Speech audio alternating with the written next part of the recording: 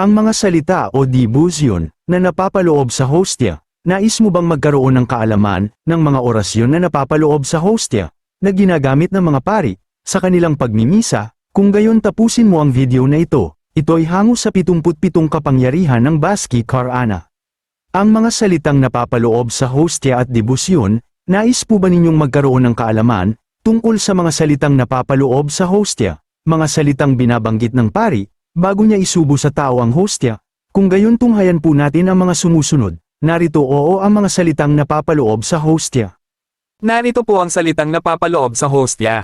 Corpus, Dumine, Nostri, Jesus, Serista, Costu, Dimi, Animi, Tavit, Eternam, Kenrob, Taurus, Serafariel, Lode, Sisidit, Jesus, Panis, Vivos, Kaludika, Asahi, Atukay, Atalage, Jesus, Hugmonom, Samonak, Inri, J, H, S. Narito naman ang pakain o dibusyon sa hostia.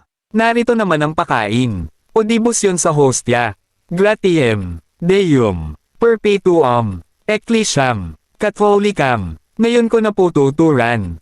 Mga lihim mong pangalan. Deus, Murom, Deus, Muram, Deus, Miuruam, Deus, Moromnie, Deus, Mistus, Deus, Mistolem, Deus, Milim, Deus, Mirbael, Deus, Misbalam, Deus, Mihitana, Deus, Mikatana, Sancta, Emersiana, Jesus, Mortam, Jesus, Morcon, Jesus, Moraim, Jesus, Serine, Jesus, Corrupta, Jesus, Diat, Jesus, Piat.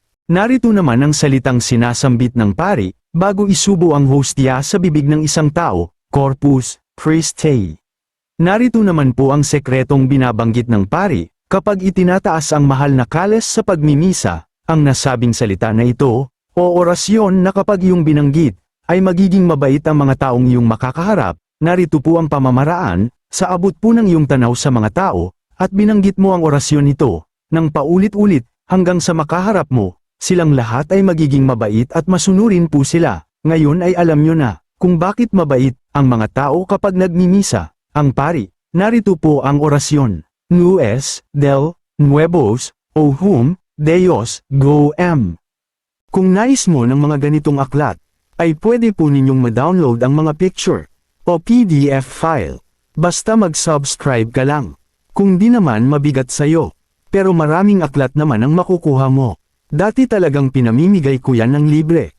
Pero ang nangyari, kinulakal ng mga asong gutom. Na kahit busog na ay mga gutom pa rin.